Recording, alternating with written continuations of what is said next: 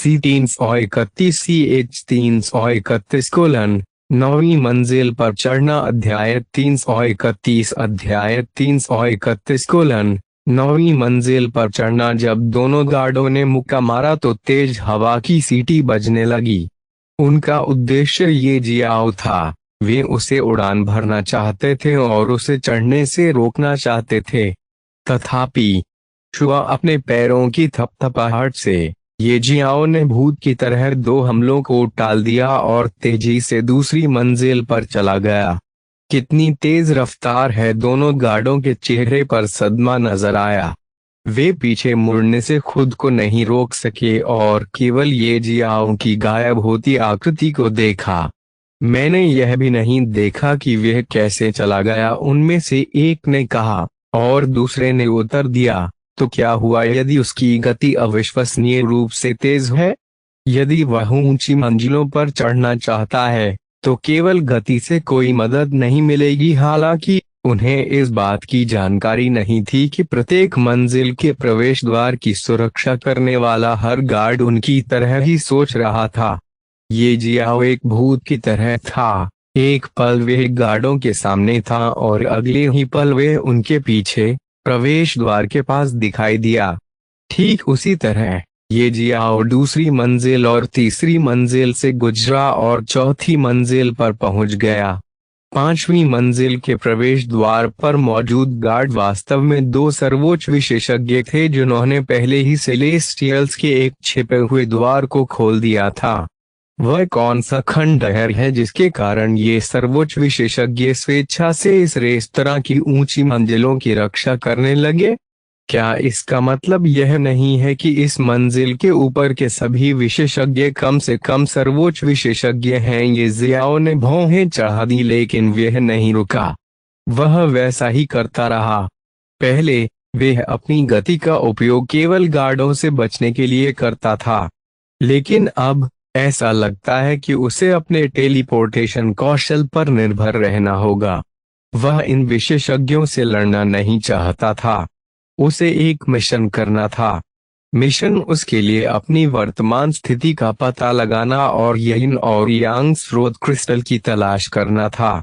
चूंकि वह एबिसल पूर्वज की कब्र के प्रवेश द्वार को पार करने के बाद इस स्थान पर दिखाई दिया था, इसलिए यह बहुत संभावना है कि यिन और यांग स्रोत क्रिस्टल इस स्थान में कहीं छिपे हुए थे, या ये जियाओ ने ऐसा ही सोचा था। शुआ जब ये जियो पांचवी मंजिल की सुरक्षा कर रहे दो सर्वोच्च विशेषज्ञों के सामने पहुंचे तो उनके पैर जमीन से खिसक गए और उनकी आकृति भ्रामक हो गई। फिर उसने ऊपर की ओर दौड़ने के लिए अपनी अत्यधिक गति पर भरोसा किया। नीचे जाना। प्रवेश द्वार की रखवाली कर रहे दो सर्वोच्च विशेषज्ञों ने अचानक जोर से दहाड़ लगाई, जिसके बाद उन दोनों ने मुक्के मारे। जैसे ही वे छोटी सी सीढ़ियों पर एकत्रित हुए, उनके घूंसे की आंधी ने एक चौंकाने वाली ताकत ला दी और एक धार की तरह वे सीधे ये जियाओ की ओर उड़ गईं। बूम! धार ने उसका पीछा किया और इससे पहले कि कोई देख पाता, एक शॉकवेव बाहर आ गई। हम्प! आपको लगता है कि आप केवल गति पर भरोसा करके पांचवी मंजिल तक पहुंच सकते हैं? आप बस सपना देख रहे हैं। उसकी गति खराब नहीं है, लेकिन यह सोचना अवास्तविक है कि वह पांचवी मंजिल तक पहुंच पाएगा। चौथी मंजिल पर कई लोग पहले से ही एक अच्छा शो देखने के लिए तैयार थे और शो पर व्यंग्य कर रहे थे। हालांकि जब धार दिखाई दी तो हर कोई अवाक रह गया। जलधारा प्रकट हो गई थी और पूरे फर्श पर पानी भर गया था। यहाँ तक कि सीढ़ी के पास मौजूद लोगों का एक समूह भी उड़ गया। हालांकि उस बढ़ती धार के भीतर एक भी व्यक्ति नहीं था। यह कैसे संभव है? वह कहाँ है? क्या ऐसा हो सकता है कि उसे शून्य में उड़ा दिया गया हो? असंभव। यह सिर्फ एक परीक्षण है। हत्या का कोई इरादा नहीं है। उसे कैसे शून्य में उड़ा दिया जा सकता है? यह नहीं हो सकता। क्या तुम ऊपर गए थे? सबके चेहरे बदल गए, आंखें सदमे से भर गईं। यदि वास्तव में ऐसा था तो इस व्यक्ति की गति बहुत ही भयानक थी। चौथी मंजिल पर चर्चा शुरू हो गई, लेकिन कुछ ही देर बाद पांचवी मंजिल से विस्मयादिबोधक गूंज उठा। वह कौन है? वह ऊपर कैसे आया? वह केवल प्रारंभिक चरण का कैओसम प्रभु क्षेत्र का योद्धा है। वह पिछली सभी मंजिलों से कैसे गुजरा? यह सोचना निश्चित रूप से अवास्तविक है कि वह प्रवेश द्वार की सुरक्षा करने वाले सर्वोच्च विशेषज्ञों के बीच से गुजर सकता है, लेकिन फिर वह ऊपर कैसे आया? पांचवी मंजिल पर कई सर्वोच्च विशेषज्ञों को ये जियाओ की ओर इशारा करते और सदमे में चिल्लाते हुए देखा जा सकता है। उसी समय वे यह सोचने से खुद को नहीं रोक सके कि ये जियो फर्श पर कैसे चढ़ गया। जहां तक पांचवी मंजिल के प्रवेश द्वार की सुरक्षा करने वाले दो सर्वोच्च विशेषज्ञों की बात है, वे यह नहीं बता सके कि इस समय वे कैसा महसूस कर रहे थे। जब उन दोनों ने एक साथ हमला किया तो उन्होंने साफ देखा कि दूसरा पक्ष उनके ठीक सामने था, लेकिन अगले ही पल वे गायब हो गया। जब ये जियाओ पांचवी मंजिल पर पहुंचे तो उन्होंने आसपास के वातावरण और सैकड़ों सर्वोच्च विशेषज्ञों पर एक साधारण नजर डाली। ये जियाओ ने इतने सारे सर्वोच्च विशेषज्ञों को एकत्रित होते देखकर आश्चर्यचकित होकर अपने दिल में कहा, आखिर यह कौन सी जगह है? ये जियाओ ने गहरी सांस ली और छठी मंजिल की सीढ़ियों की ओर चलने लगा। क्या वे फिर से ऊपर जाने की योजना बना रहा है? ऐसा कैसे हो सकता है? क्या वे सोचता है कि वह अपनी थोड़ी ताकत के साथ अगली मंजिल तक जा सकता है, लेकिन यह सच है कि वह अपनी थोड़ी सी ताकत के साथ पांचवी मंजिल तक आने में सक्षम था। ये जियाओ को सीढ़ियों पर चढ़ते देख कई विशेषज्ञ एक बार फिर बात करने लगे। वे एक अच्छा शो देखने के लिए तैयार थे। हालांकि पांचवी मंजिल के प्रवेश द्वार की तरह ये जियो बस गायब हो गया और छठी मंजिल पर फिर से प्रकट हो गया, जिससे वहां से बहुत अधिक विस्मयादिबोधक ध्वनियां आने लगीं। ये जियाओ ने ज्यादा नहीं सोचा और इसी तरह सातवीं मंजिल, आठवीं मंजिल और अंत में नौवीं मंजिल तक जाने से पहले छठी मंजिल पर चढ़ गया। नौवीं मंजिल पर केवल 20 या उससे अधिक विशेषज्ञ बातचीत कर रहे थे। ये सभी सर्वोच्च विशेषज्ञ थे जिन्होंने पहले ही आकाशीय ग्रहों के कम से कम 4 छिपे हुए द्वार खोल दिए थे। वे पहले ही आ चुके थे और चुपचाप अन्य विशेषज्ञों के आने का इंतजार कर रहे थे। दुर्भाग्य से काफी देर तक कोई नहीं आया। लगता है अब कोई नहीं आ रहा। क्या हमें फिर शुरू करना चाहिए? हम अब और इंतजार नहीं कर सकते। नीले कपड़े पहने एक आदमी ने उदासीन भाव से कहा। उसका नाम वू जियोंग था और वे वो परिवार से था जो इस शहर के प्रमुख परिवारों में से एक था। वह इस सभा के मुख्य प्रायोजकों में से एक भी थे। थोड़ी देर और इंतजार करते हैं, सफेद वस्त्र पहने एक अन्य व्यक्ति ने शांति से कहा। वह क्यांग परिवार से क्यांग हे था। उसके बगल में 2 महिलाएं बैठी थीं, एक सफेद और दूसरी हरे रंग की। इंतजार करना बेकार है। जो विशेषज्ञ आ सकते थे वे पहले से ही यहाँ हैं। मुझे नहीं लगता कि अब कोई आ सकता है। वू जियोंग को सुने और आइए समय बर्बाद न करें। हमें अपना उद्देश्य समझाना शुरू करना चाहिए, दूसरे आदमी ने कहा। उसके चेहरे पर अभिमान और अभिमान का भाव था। वह लिन परिवार से लिन हुओ थे। ये तीनों सर्वोच्च विशेषज्ञों की इस सभा के प्रायोजक थे। उनके पास बात करने का केवल एक ही उद्देश्य था और वह था एक विशेष खंडहर के बारे में। उनके अलावा कुछ अन्य विशेषज्ञ भी थे जो सभी चुप रहे। इसी समय 8वीं मंजिल के प्रवेश द्वार से एक आवाज सुनाई दी। वे गार्डों को चिल्लाते और किसी पर हमला करते हुए सुन सकते थे। कोई आ रहा है? क्या आपको लगता है कि वह गार्डों की परीक्षा में सफल हो सकता है? शायद वे कर सकता था या शायद वे नहीं कर सकता था। कौन जानता है, उसे प्रवेश द्वार पर रोका जा सकता है। सभी ने अपनी आंखों में अलग अलग भाव और अर्थ लिए प्रवेश द्वार की ओर गहराई से देखा। अचानक एक रोशनी चमकी और एक युवक उनकी दृष्टि के सामने आ गया। हर कोई चौंक गया। उन्होंने कभी नहीं सोचा होगा कि जो विशेषज्ञ 9वीं मंजिल तक पहुंच सकता है वह एक असंप्रभ होगा, और उस पर प्रारंभिक चरण का असंप्रभ होगा। जैसे ही ये जियाओ चढ़े और अंतिम मंजिल पर पहुंचे, उनकी नजर सभी पर पड़ी। जब उसने इतने सारे सर्वोच्च विशेषज्ञों को देखा तो उसकी आंखों में एक तेज रोशनी चमक उठी। पिछली 8 मंजिलों में वे पहले ही बहुत सारे विशेषज्ञों को देख चुका था। हालांकि इस मंजिल पर यूरोंग के समान स्तर के विशेषज्ञ थे, जो दीवे के सभी 8 छिपे हुए द्वार खोल रहे थे। ये जियाओ ने गहरी सांस ली और इन लोगों के उद्गार सुने। उसने बहुत अधिक नहीं सोचा और उन्हें इस बारे में बात करने दी कि कैसे वे एक अराजक संप्रभु सभी मंजिलों पर चढ़ने और यहाँ तक आने में सक्षम था। उसने इधर उधर देखा, अभिवादन के तौर पर सभी की ओर हल्के से सिर हिलाया और एक खाली कुर्सी पर बैठ गया। उसके सामने मेज पर तरह तरह का खाना रखा हुआ था।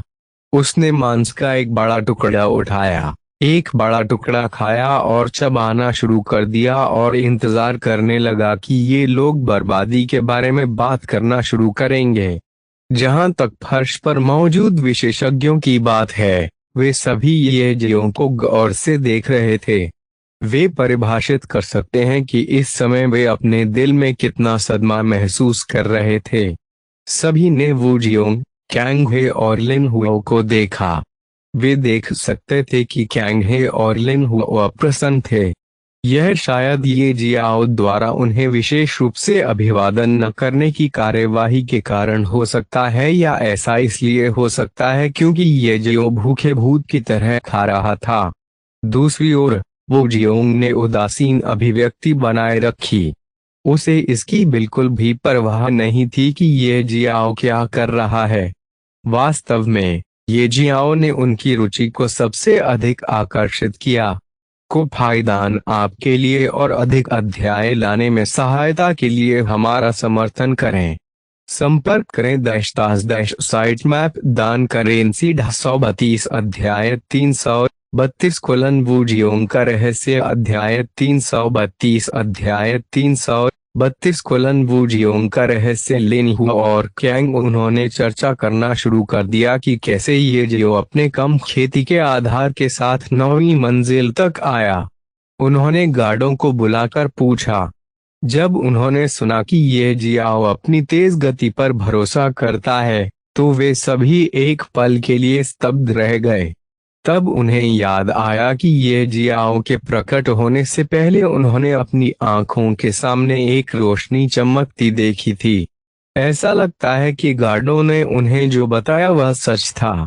ये जियाओ ने आगे आने के लिए अपनी ताकत पर भरोसा किया। लिन हुआ और कैंग हे ने एक दूसरे को देखा और एक दूसरे के इरादों को समझा। लिन हुआ ने ये जियों की ओर देखा और उपहास किया। आपने यहाँ आने के लिए अपनी गति पर भरोसा किया। हम जो चाहते हैं वह असाधारण ताकत वाले विशेषज्ञ हैं, न कि कोई ऐसा व्यक्ति जो अपनी गति पर निर्भर हो। आप हमारे साथ खंडहर में आने के लिए योग्य नहीं हैं। आपको ऐसा करना चाहिए निचली मंजिलों पर वापस जाओ। कैंग हे ने भी सिर हिलाया और लिन हुओ की बातों का समर्थन करते हुए कहा, हाँ, तुम अभी तक पर्याप्त मजबूत नहीं हो। यदि तुम हमारे साथ उस खंडहर में आओगे तो तुम केवल एक बोझ बनोगे।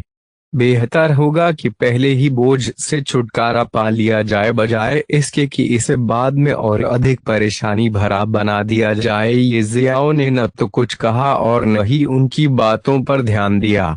वह उन लोगों को पूरी तरह से नजरअंदाज करते हुए खाना खाता रहा। किसी कारण से वे इस समय अधिक से अधिक खाना चाहता था। जब कैंग हे और लिन हुओ ने ये जियाओ को उन्हें अनदेखा करते देखा, तो उन्होंने अपनी मुट्ठी बंद कर ली और ये जियाओ की ओर इशारा किया। वे कुछ कहने ही वाले थे, लेकिन वू जियोंग इस समय उठ खड़ा हुआ और ये जियाओ की ओर चला गया। ये जियाओ के सामने पहुंचकर उन्होंने कहा, मैं वू जियोंग हूँ, इस सभा के आयोजकों में से एक। आप हैं? ये जियाओ ने अपना सिर उठाया। और वू जियोंग की आंखों में देखते हुए कहा, लिंग शियाओलोंग, लिंग जियाओलोंग। वू जियोंग ने सिर हिलाया और ये जियाओ के सामने बैठकर कहा, अच्छा नाम है। तो आप कहाँ से हैं? मुझे नहीं लगता कि मैंने आपको कभी देखा या आपके बारे में सुना है। अगर आप यहीं होते तो आपके पास इतनी चौंकाने वाली गति होती। मुझे कम से कम आप जैसे अद्भुत व्यक्ति के बारे में तो पता होता। आश्चर्यजनक है आप कहते हैं। ये जियाओ ने फिर वू जियोंग की ओर देखा और उसकी आंखों में हरी रोशनी चमक उठी। जाहिर है उन्होंने अंतर्दृष्टि की आंखों को सक्रिय कर दिया था। जिस क्षण से ये जियाओ इस मंजिल पर पहुंचा, उसे एक निश्चित व्यक्ति से एक बहुत ही अजीब ऊर्जा, विशेष रूप से एक बहुत मजबूत जीवन शक्ति महसूस होती रही। वह निश्चित व्यक्ति वू जियोंग है। अब जब उसने अंतर्दृष्टि की आंखों को सक्रिय कर दिया, तो ये जियाओ देख सकता था कि उसकी जीवन शक्ति कितनी सघन थी और उसकी जीवन शक्ति कितनी मजबूत थी। जीवन शक्ति की दृष्टि से यदि कोई उनकी तुलना कर सकता है तो वह रानी ही होंगी। ये जियाओ देख सकता था कि इस जीवन शक्ति का स्रोत वू जियोंग का दिल था। उनके हृदय पर दिव्य शिलालेख अंकित थे जो जीवन शक्ति का निरंतर प्रवाह उत्पन्न कर रहे थे। हालांकि ये जियाओ को दिव्य शिलालेखों के बारे में अधिक जानकारी नहीं है, फिर भी वे वू जियोंग के हृदय पर उकेरे गए दिव्य शिलालेखों के सार को समझ सकता है।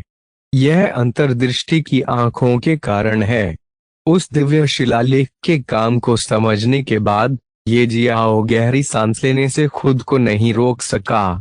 यह अद्भुत है, ये जियाओ धीमी आवाज में बुदबुदाया।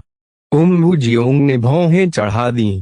जब ये जियाओ की आंखें हरी रोशनी से चमक उठी, तो एक पल के लिए उसे ऐसा लगा जैसे उसके सारे राज्य ये जियाओ की आंखों के सामने खुल गए हों।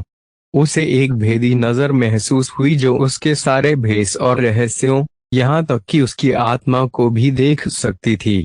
उसे यह एहसास बिल्कुल पसंद नहीं आया, और जब उसने ये जियाओ की बातें सुनी तो वे खुद को रोक नहीं सका, लेकिन पूछा, तुम्हारा मतलब क्या है? ये जियाओ मुस्कुराए और वू जियोंग की दाहिनी छाती की ओर इशारा करते हुए बोले, आपका दिल। वू जियोंग स्तब्ध रह गया।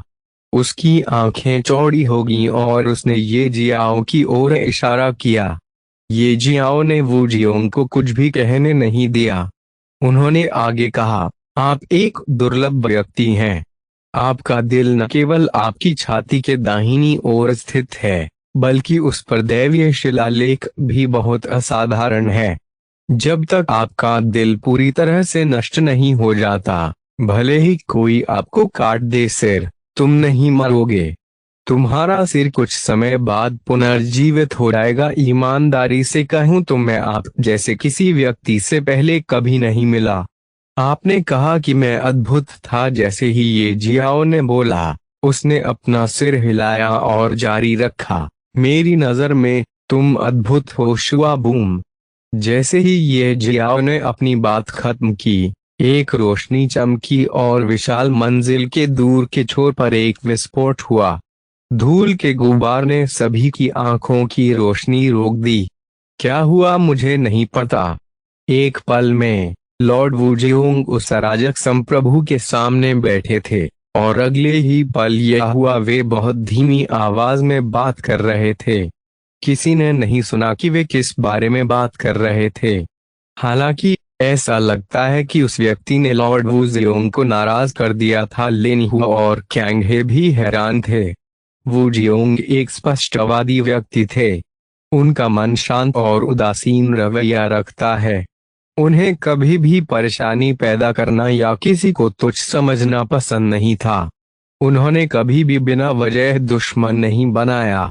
उनके जैसे किसी व्यक्ति के लिए लिंग शियाओलोंग के खिलाफ अचानक कार्रवाई करने का मतलब है कि लिंग शियाओलोंग ने कुछ ऐसा कहा होगा जो उसे नहीं कहना चाहिए था, और वू जियोंग को पूरी तरह से नाराज कर दिया।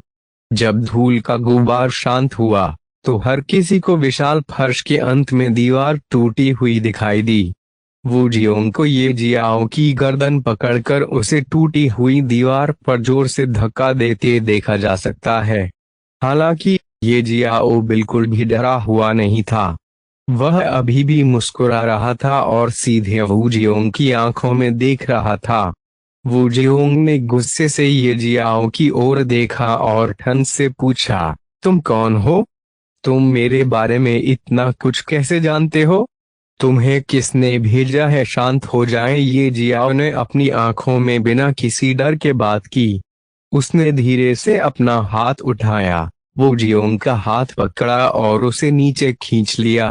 वो जियोंग ने कितनी भी कोशिश की, वह ये जियोंग को अपना हाथ नीचे खींचने से नहीं रोक सका। एक हल्के से धक्का के साथ वो जियोंग को कुछ कदम पीछे हटने के लिए मजबूर होना पड़ा। ये जियाओ ने अपनी गर्दन को थोड़ा हिलाया और फिर वू जियोंग की ओर देखा जो पहले से ही गुस्से में था। हालांकि ये जियाओ को पता था कि वू जियोंग गुस्से से ज्यादा चिंतित और सतर्क था। आसान, ये जियाओ ने कहा, किसी ने मुझे नहीं भेजा और यह इस शहर में मेरा पहला मौका है। चिंता मत करो, क्योंकि मैं यहाँ तुम्हारे लिए नहीं हूँ। बोलते समय उन्होंने हल्के से अपनी आंखों को छुआ और शानदार ढंग से मुस्कुराते हुए कहा, ये आंखें, वे बहुत खास हैं। वे हर चीज के सार को देख सकते थे। जैसे ही उसने बोलना समाप्त किया, उसकी आंखें एक बार फिर हरी रोशनी से चमक उठीं। फिर उन्होंने लिन हुओ की ओर इशारा किया और कहा, उदाहरण के लिए, वे सर्वोच्च विशेषज्ञ नहीं है जिसने केवल 6 छिपे हुए द्वार खोले हैं। वह पहले ही दिव्य के साथ छिपे हुए द्वार खोल चुका है। फिर उसने कैंगहे की ओर इशारा किया और जारी रखा, वे भी है। उसके शरीर के भीतर का खून बहुत अनोखा है। वास्तव में उसका स्वभाव उग्र है। ऐसा लगता है कि यह उसकी रक्तरेखा के कारण है। संक्षेप में, उसकी रक्तरेखा कुछ ऐसी होनी चाहिए, सक्रिय होने पर वह उन्मत्त अवस्था में चला जाता है। सभी ने स्पष्ट रूप से देखा कि कैसे ये जियो ने वू जियोंग को धक्का दिया। फिर कुछ बोलने से पहले लिन हुओ और कैंगहे की ओर इशारा किया। उन्होंने अभी भी यह नहीं सुना कि ये जियो ने क्या कहा, लेकिन वे वू जियोंग के गुस्से को शांत होते हुए देख सकते थे। दरअसल ये जियाओ के कुछ बोलने पर वू जियोंग नाराज होने की बजाय हैरान हो गया था। अचानक हुए घटनाक्रम को कोई समझ नहीं सका। वू जियोंग वास्तव में स्तब्ध था। वह मदद नहीं कर सका, लेकिन एक बार फिर ये जियाओ की आंखों को देखा जो हरी रोशनी से चमक रही थीं, और उसके मन और आत्मा में देखने की वही भावना प्रकट हुई। सौभाग्य से ये जियाओ उसे उन आंखों से नहीं देखता रहा। हरी रोशनी गायब हो गई और ये जियाओ की आंखें सामान्य हो गईं। वह आगे बढ़ा, वो जियोंग के कंधे को थपथपाया और बोला, मैं तुम्हारा दुश्मन नहीं हूँ। हर किसी के अपने रहस्य होते हैं और कुछ की विशिष्टता होती है। मेरी आंखें विशेष हैं और आपका दिल भी। आपको चिंता करने की कोई जरूरत नहीं है। मैं किसी को कुछ नहीं बताऊंगा। अब जब मैंने आपसे यह वादा किया है, तो क्या हमें खंडहर के बारे में चर्चा शुरू करनी चाहिए? सच कहूं तो मैं यहाँ मुख्य रूप से उस खंडहर के लिए आया हूँ। वू जियोंग ने कुछ नहीं बोला। असल में वह यह भी नहीं जानता कि क्या कहना है। अंत में उसने एक गहरी सांस ली, ये जियाओ की ओर देखा और बोला, चलो बात करते हैं। अगर हम फिर से खंडहर के अंदर मिलेंगे। बोलना समाप्त करके वह अपनी मूल सीट पर वापस गया और जोर से बोलने से पहले लिन हुओ और कैंगहे के साथ कुछ बात की। हर कोई, मुझे नहीं लगता कि अब कोई आएगा। अगर वे आते भी हैं, तो वे पहले ही देर से आ चुके हैं। हमने उन्हें दे दिया है, बहुत हो गया। खोने का समय नहीं है। क्या हम यिन और यांग सम्राट की बर्बादी के बारे में बात करना शुरू करें? ये जियाओ ने जब इस सम्राट का नाम सुना तो चौंक गया और तुरंत सतर्क हो गया। उन्होंने पूरा ध्यान इस बात पर केंद्रित किया कि वू जियोंग आगे क्या कहने वाला था। को फायदान आपके लिए और अधिक अध्याय लाने में सहायता के लिए हमारा समर्थन करें।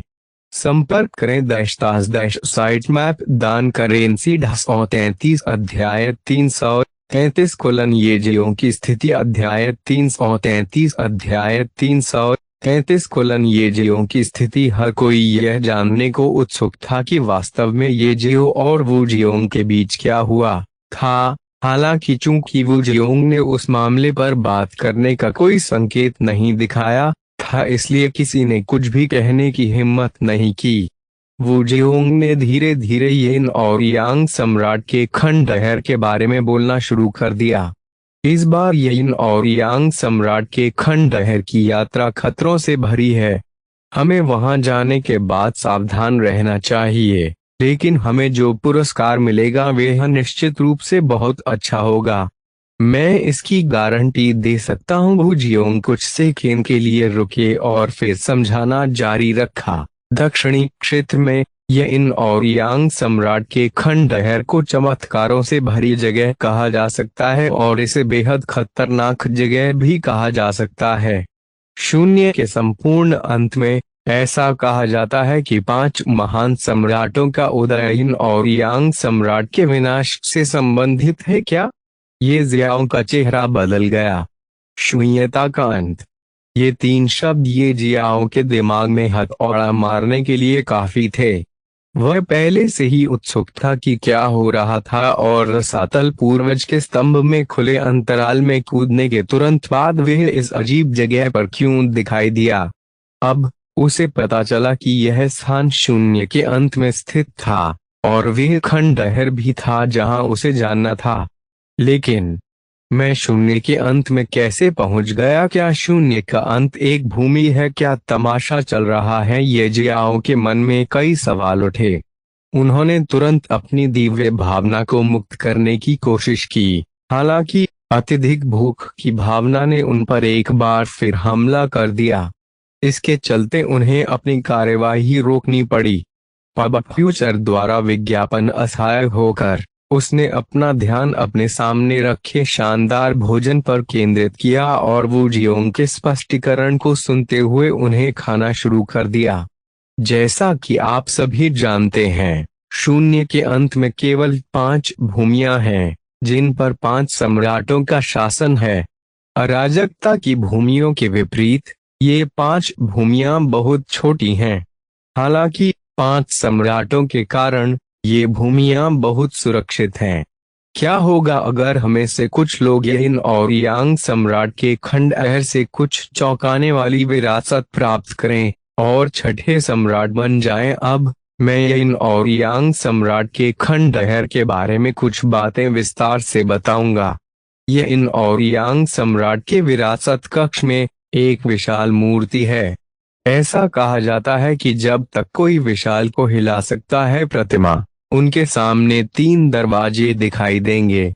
प्रत्येक दरवाजे में एक समय में केवल 6 लोग ही प्रवेश कर सकते हैं राक्षसों का, जहां आपको उन राक्षसों से लड़ना पड़ सकता है और वे आपको भूल भुलैया जैसी जगह पर भी ले जा सकते हैं जहां आपको परीक्षा पास करने के लिए जीवित बाहर आना होगा। हाँ, आपने सही सुना। 3 दरवाजे एक प्रकार की परीक्षा हैं। केवल इन परीक्षणों से गुजरने के बाद ही हम वास्तव में एक खजाना प्राप्त कर सकते हैं जो आपको, मुझे या किसी को भी सम्राट बना सकता है।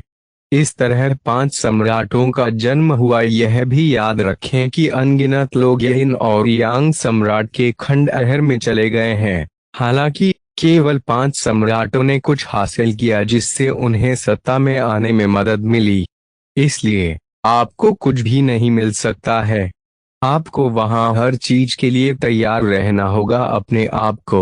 वू जियोंग ने कई चीजों के बारे में बात की और आखिरकार यह निर्णय लेने के बाद कि हर कोई 2 दिन बाद चला जाएगा, उन्होंने धीरे धीरे रेस्तरां छोड़ना शुरू कर दिया। वू जियोंग ने एक गहरी सांस ली और उस जगह की ओर मुड़ा जहां ये जियाओ बैठा था। हालांकि उसने पाया कि ये जियो किसी अज्ञात क्षण में गायब हो गया था। उसने कुछ भी नहीं कहा, बस एक और सांस ली और दूसरों के साथ निकल गया। लगभग 1 महीने बाद यिन और यांग सम्राट के खंडहर के अंदर कहीं अंधेरा था और काले बादलों में गड़गड़ाहट हो रही थी। पब फ्यूचर द्वारा विज्ञापन। एक लंबी नदी के तट पर तेज हवाएं चल रही थीं और पानी की बड़ी बड़ी लहरें उठ रही थीं। नदी के तट से कुछ ही दूरी पर जंगल सभी प्रकार के पौधों और झाड़ियों से भरा हुआ था। प्रचंड तूफान के बीच जंगल लगातार हिल रहा था।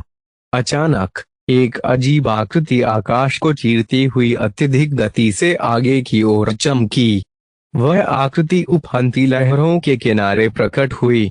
बिना किसी हिचकिचाहट के वह पीछे मुड़ा और अचानक उफनती नदी में कूद गया। उसका कोई पता नहीं चला। अगले ही पल दर्जनों अजीब आकृतियां उस स्थान पर दिखाई दी जहां वह आकृति अभी खड़ी थी। वे सभी एक जैसे काले वस्त्र पहने हुए थे। उनकी आकृतियां अत्यंत लंबी और मजबूत थीं।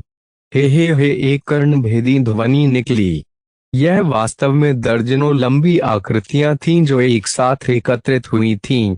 वे एक दूसरे से बातचीत करते दिख रहे थे। हालांकि वह ध्वनि कोई ऐसी चीज नहीं थी जिसे कोई व्यक्ति निकाल सके। एक पल रुकने के बाद दर्जनों लंबी और मजबूत काली आकृतियां सभी दिशाओं में बिखर गईं। वे एक बार फिर बिना किसी निशान के गायब हो गए। नदी के तट पर अभी भी तेज हवाएं और तूफान चल रहे थे। काफी देर के बाद एक सफेद कपड़े पहने हुए व्यक्ति नदी से बाहर कूदा और नदी के किनारे में ढाल होकर गिर पड़ा। सफेद कपड़ों वाला आदमी वास्तव में ये जियाओ था। इस समय उसकी स्थिति दयनीय थी। उसके कपड़ों पर कई टूटे हुए घाव देखे जा सकते थे। खून नदी के पानी में मिल गया था और सभी दिशाओं में बह रहा था। ये जियाओ का चेहरा बेहद पीला पड़ गया था। नदी के किनारे लेटे हुए वह जोर जोर से हांफ रहा था, जिससे बारिश लगातार उसके चेहरे पर पड़ रही थी। हालांकि ये जियाओ के हाथ ने एक लंबे सुनहरे ब्लेड को कसकर पकड़ लिया। ऐसा लग रहा था मानो वह इसे कोई खजाना समझ रहा हो। यह ब्लेड इन्फिनिटी एज ब्लेड नहीं, बल्कि कोई अन्य ब्लेड था। एक पल के लिए आराम करने के बाद ये जियाओ सीधा खड़ा हुआ और आसपास के इलाके का निरीक्षण किया। वह इस बात को लेकर झिझक रहा था कि उसे आगे कहां जाना चाहिए।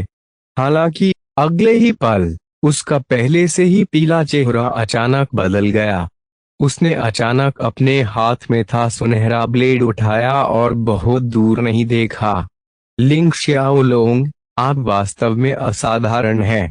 यद्यपि आप बहुत कमजोर हो गए हैं, फिर भी आपने मुझे आधे महीने तक अपने पीछे दौड़ाया। मुझे एकमात्र लिंग शियाओलोंग से इससे कम की उम्मीद नहीं थी, जो सभी के हमलों के बाद भी बच गया। अराजकता के स्वामी जो तुम्हें मारने के लिए पागल हो गए थे। तेज तूफान के बीच एक ठंडी और उदास आवाज सुनाई दी। ये जियाओ की दृष्टि के क्षेत्र में एक लंबा काला वस्त्र अजीब तरीके से दिखाई दिया जो धीरे धीरे उसके पास आ गया। जैसे ही वह भागने के लिए मुड़ा तो ये जियाओ की अभिव्यक्ति और भी भद्दी हो गई। हालांकि जैसे ही वह मुड़ा, उसने पाया कि दर्जनों लंबी और मजबूत काली आकृतियां पहले ही लौट आई थीं और उसे बीच में घेर लिया था।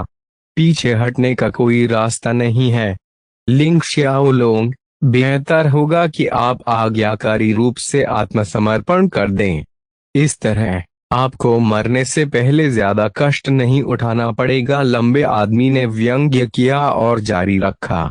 जहां तक आपके हाथ में दिव्य महिमा ब्लेड की बात है, तो शुरुआत में यह कभी भी आपका नहीं था।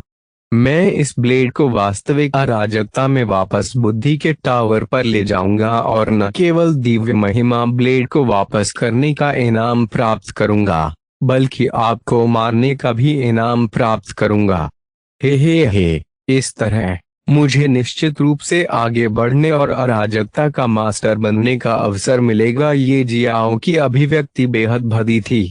यह पुष्टि करने के बाद कि वह पीछे हटने में असमर्थ है, उसने वास्तव में दिव्य ग्लोरी ब्लेड को मजबूती से पकड़ लिया और धीमी और कर्कश आवाज में कहा, वास्तव में आप कौन हैं?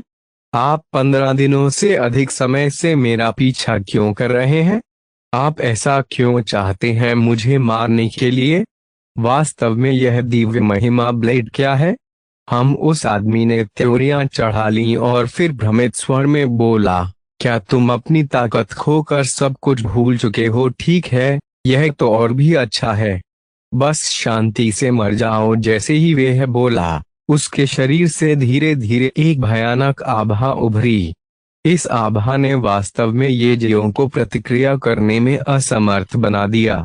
वह बिल्कुल भी हिल नहीं पा रहा था। ऐसा लग रहा था मानो उसे कई जंजीरों में कसकर बांध दिया गया हो। ये जियाओ की आंखें तुरंत लाल हो गईं। धीमी गर्जना के साथ उसकी आभा भी बढ़ने लगी और साथ ही उसका आकार भी बदलने लगा। इस बीच उसने अपने दिल में शाप दिया, भाड़ में जाओ। बकवास बकवास बकवास। इस तरह की स्थिति आने के लिए वास्तव में क्या गलत हुआ? मैंने यिन और यांग सम्राट के खंडहर में प्रवेश किया, यह सोचकर कि मैं यहाँ यिन और यांग स्रोत क्रिस्टल प्राप्त करूंगा। लेकिन क्या हुआ? इन कमीनों ने सभी को मार डाला। वे विशेष रूप से मेरे खंडहर में प्रवेश करने की प्रतीक्षा कर रहे थे, लेकिन फिर उन्हें कैसे पता चला कि मैं उस खंडहर में प्रवेश करने जा रहा हूँ? वे मुझे इतनी अच्छी तरह से कैसे जानते हैं?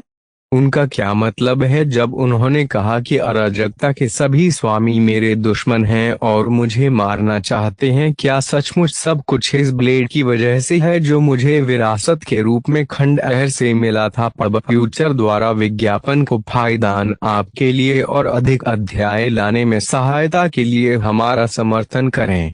संपर्क करें साइट मैप दान करेंसी 134 अध्याय 334 संदेह का बीज पब फ्यूचर द्वारा विज्ञापन अध्याय 334 संदेह का बीज। लगभग एक महीने पहले ये जियाओ ने सैकड़ों सर्वोच्च विशेषज्ञों के साथ यिन और यांग सम्राट के खंडहरों में प्रवेश किया। अब जब उन्हें समझ में आ गया कि यह स्थान शून्य के अंत में स्थित है, तो उन्हें यहाँ कई सर्वोच्च विशेषज्ञों का सामना करना कम आश्चर्यजनक लगा। एक के लिए, जब अराजकता के राजा प्रत्येक युग के अंत में शून्य के अंत में आते हैं, तो वे शायद ही कभी अकेले आते हैं। वे आमतौर पर भरोसेमंद अधीनस्थों और यहाँ तक कि अपने परिवारों को भी साथ लाते हैं। दूसरे अनगिनत युगों के बाद ये परिवार उस बिंदु तक बढ़ गए हैं जहां उन्होंने शून्य के अंत में मौजूद हर भूमि के लगभग हर कोने को आबाद किया है। चूंकि अगली पीढ़ियां इस क्षेत्र में पैदा होती हैं, वे स्वाभाविक रूप से शून्य के अंत को अपना घर मानकर बड़ी होती हैं। नतीजतन कई पीढ़ियों के बाद कई अराजकता संप्रभु और सर्वोच्च विशेषज्ञ यहाँ पैदा हुए हैं। इसी तरह अराजकता के कई राजा होने चाहिए जो प्रत्येक युग के अंत में शून्य के अंत में आते हैं। जहां तक 5 सम्राटों की बात है, उस शहर में 3 दिन बिताने के बाद ये जियाओ ने उनके बारे में पर्याप्त जानकारी एकत्र कर ली थी। यह पता चलता है कि 5 सम्राट वास्तव में अराजकता के 5 राजा हैं जिन्होंने अराजकता के अंत से परे एक विशेष विरासत प्राप्त की। इन विरासतों का स्रोत एक एकल खंडहर है जिसे यिन और यांग सम्राट के खंडहर के रूप में जाना जाता है। यिन और यांग सम्राट वास्तव में कौन थे? उस खंडहर की दीवारों पर अंकित प्राचीन ग्रंथों से लोगों ने यिन और यांग सम्राट के बारे में कुछ विवरण प्राप्त किए हैं। हालांकि जानकारी सीमित है, इसमें यिन और यांग सम्राट के दोहरे हथियार चलाने वाले तथ्य शामिल हैं। वह भाले और ब्लेड का प्रयोग करते थे। उन्होंने यिन और यांग के नियमों पर भी पूरी तरह से महारत हासिल कर ली थी। ये प्राचीन ग्रंथ यह भी सुझाव देते हैं कि यिन और यांग सम्राट मूल रूप से अराजकता के मूल निवासी नहीं थे। वह अराजकता से परे एक जगह से आया था और अपने पीछे एक विशाल संरचना छोड़ गया था जहां उसने अपनी सभी विरासतें छिपाई थीं। समय बीतने के साथ यह विशाल संरचना खंडहर में तब्दील हो गई। अब फ्यूचर द्वारा विज्ञापन ये जियाओ ने दूसरों से सुना था कि यह खंडहर खतरों से भरा हुआ है जो एक सर्वोच्च विशेषज्ञ को भी तुरंत मार सकता है। हालांकि उन्होंने इस पर ज्यादा ध्यान नहीं दिया। उनकी नजर में उनकी ताकत अधिकांश स्थितियों को संभालने के लिए पर्याप्त से अधिक थी, जब तक कि उन्हें सीधे तौर पर किसी दिव्य जागृति क्षेत्र के योद्धा या समकक्ष से उत्पन्न होने वाले खतरे का सामना न करना पड़े। खंडहर में प्रवेश करने के बाद ही ये जियाओ को एहसास हुआ कि उससे कितनी बड़ी गलती हुई थी। उसने खुद को एक सर्वोच्च विशेषज्ञ के बराबर ताकत वाली एक कठपुतली के खिलाफ संघर्ष करते हुए पाया, जिसके पास दिव्य के 2 छिपे हुए द्वार थे। इस दुर्जय शत्रु पर विजय पाने के लिए उसे सभी प्रकार की शक्तियों पर निर्भर रहना पड़ा, जिसमें उसकी 3 वंशावली और 9 विशेष योग्यताएं भी शामिल थीं, लेकिन इन्हीं तक सीमित नहीं थीं। यहाँ तक कि उन्होंने ब्रह्मांड की शक्ति का प्रदर्शन भी किया। हालांकि सर्वोच्च विशेषज्ञ स्तर के विरोधियों का सामना करते समय इसकी सहायता शून्य के अंत में सीमित साबित हुई। आखिरकार कैओस डस्ट दायरे का एक अकेला योद्धा भी एक ही मुक्के से संपूर्ण स्रोत ब्रह्मांड को नष्ट कर सकता है। ब्रह्मांड की शक्ति किसी सर्वोच्च विशेषज्ञ की शक्ति का मुकाबला नहीं कर सकती। फिर भी ये जियों का ब्रह्मांड कोई सामान्य स्रोत ब्रह्मांड नहीं था। इसने कैओस के साथ कई समानताएं हासिल कर ली थीं, जिससे उसे कई दुर्जय विरोधियों से लड़ने की इजाजत मिल गई थी। फिर भी यह उस ताकत से मेल खाने से बहुत दूर रहा जो एक सर्वोच्च विशेषज्ञ प्रकट कर सकता था। इसके अलावा उनके हाथ में मौजूद ब्लेड को सेलेस्टियल ग्लोरी ब्लेड कहा जाता था। जैसे ही उसने इस ब्लेड को देखा, ये जियाओ उस समय को याद करने से खुद को नहीं रोक सका जब वे ग्रेविटी सोर्स क्रिस्टल प्राप्त करने के लिए अंतिम 7 चरणों को चुनौती दे रहा था।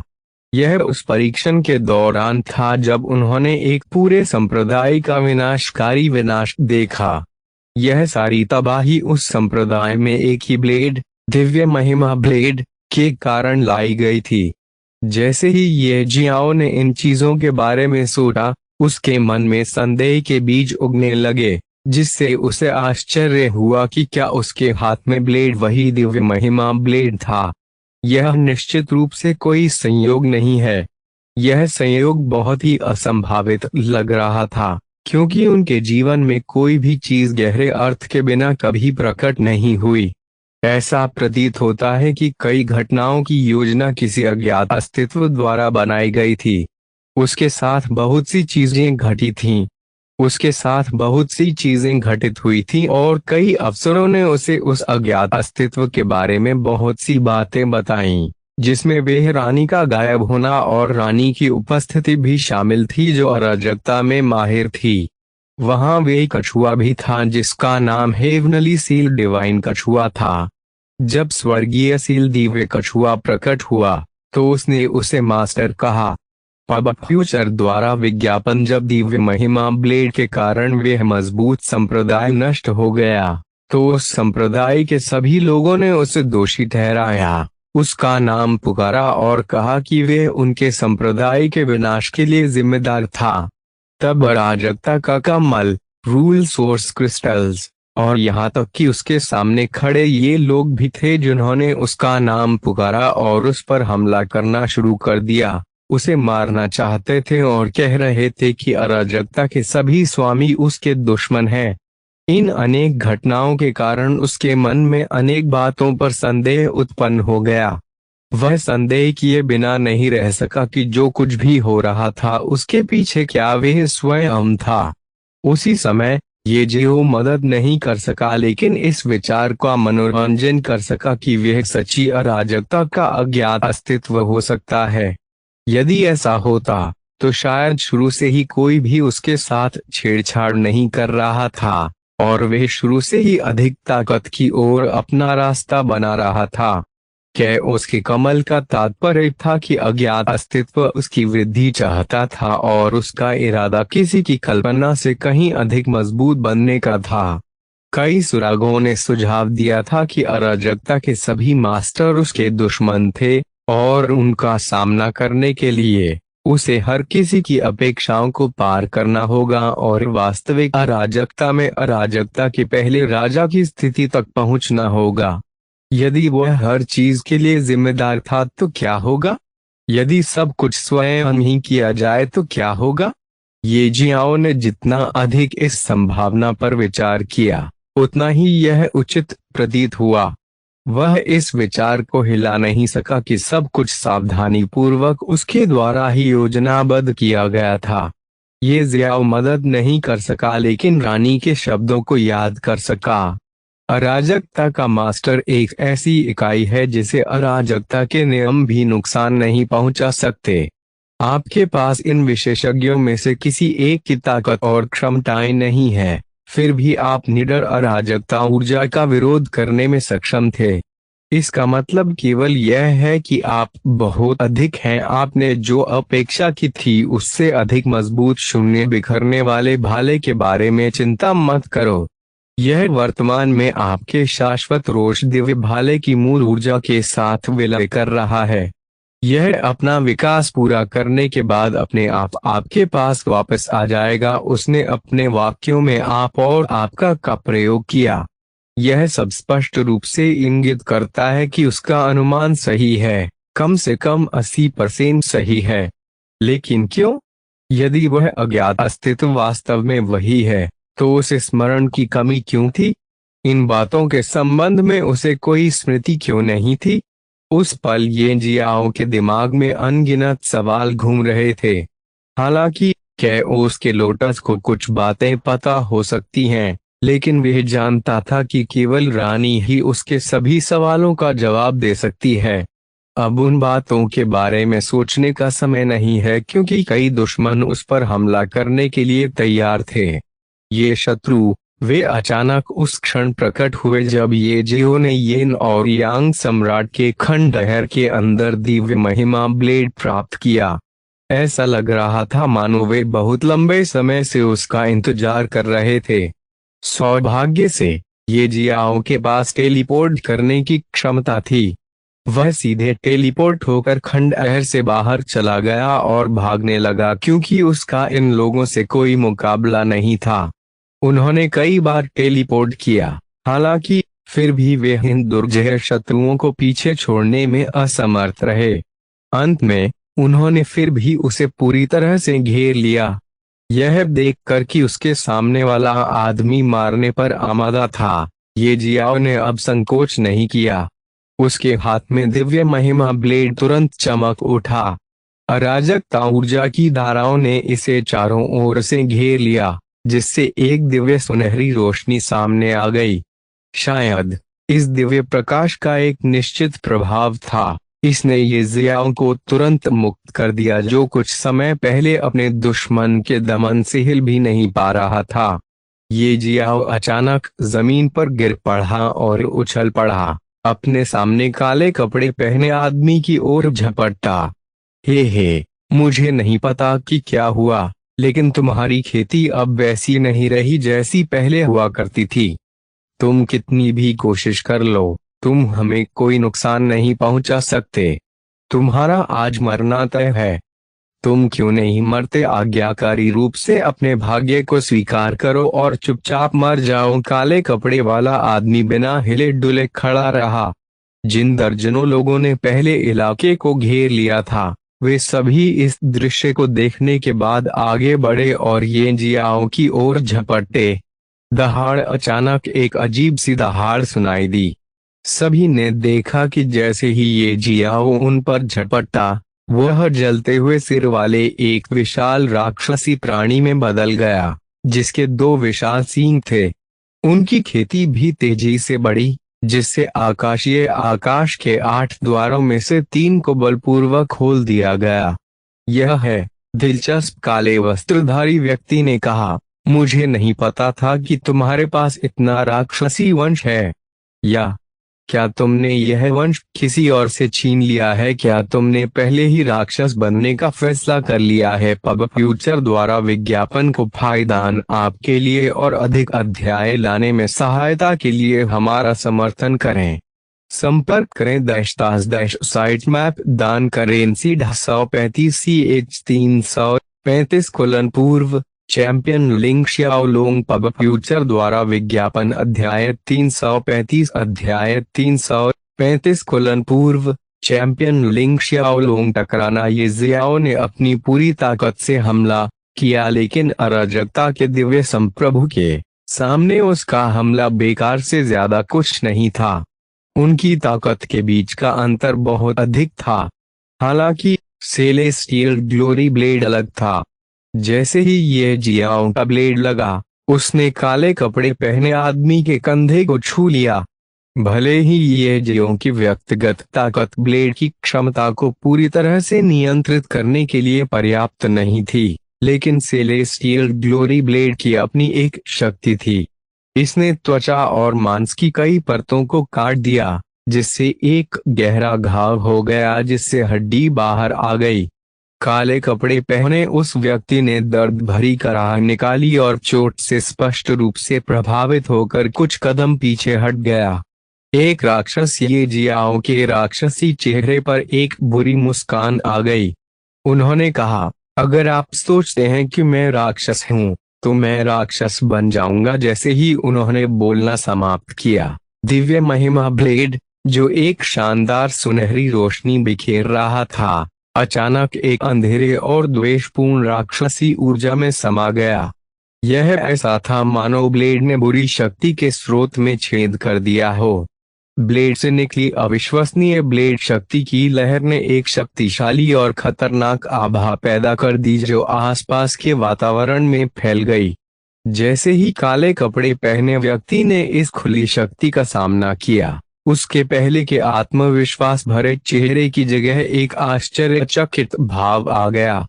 उसने अपने दांत पीसते हुए कहा, आखिरकार तुम लिंग जियाओलोंग हो। मैं तुम्हें कम आंकने का जोखिम नहीं उठा सकता। ये जियाओ बिना एक शब्द कहे मुस्कुराया और कट गया, जिससे जगह टूट गई क्योंकि उसकी ब्लेड ऊर्जा फ्रैक्चर से होकर गुजरी और काले कपड़े पहने आदमी के सामने आकर उसके शरीर पर गिरी। हालांकि ब्लेड की ऊर्जा अभी काले कपड़े पहने आदमी के शरीर पर गिरी ही थी कि काले कपड़े पहने हुए आदमी थोड़ा झुका और उसे चकनाचूर करने से पहले ब्लेड की ऊर्जा को पकड़ लिया। हालांकि वह ऐसा करने में कामयाब रहा, लेकिन उसका हाथ घावों से भर गया और लगातार खून टपकने लगा। अपने हाथ के दर्द को नजरअंदाज करते हुए उसने तलवार निकाली और काट दी। पब फ्यूचर द्वारा विज्ञापन इससे पहले कि ये जियाओ प्रतिक्रिया दे पाता, एक विशाल तलवार की रोशनी पहले से ही उसके सामने थी, जो उसकी गर्दन पर निशाना साध रही थी। मैं इस हमले से बच नहीं सकता। क्या यह अंत है? ये जियाओ का दिल जोर से धड़क उठा। वह जानता था कि इस हमले से बचना असंभव है। इस तलवार की रोशनी का लक्ष्य न केवल उसकी गर्दन को शरीर से अलग करना था, बल्कि यह ये जियाओ को उसकी स्थिति में बंद करना भी था। ये जियाओ चाहकर भी बिल्कुल भी हिल नहीं सका।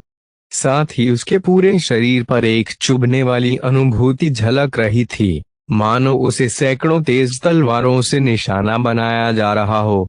वेंग ठीक इसी समय अराजक शून्य से अचानक एक शानदार दिव्य रोशनी निकली, जिसने पूरे खंडहर को रोशन कर दिया।